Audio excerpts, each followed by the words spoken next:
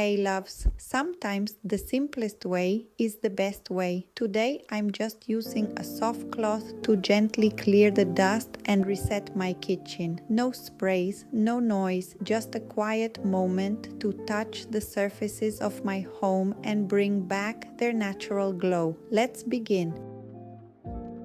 I am using a clean, slightly damp microfiber cloth. It's the most gentle way to pick up every tiny grain of dust. I start at one end of the counter and move slowly. Fold your cloth into a small, soft square so it fits perfectly in your palm. Press down lightly and move in long, continuous strokes.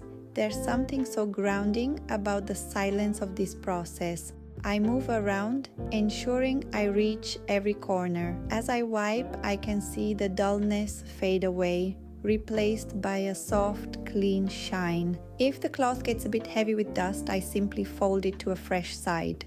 It's a rhythmic, meditative motion that clears not just the kitchen, but my mind as well.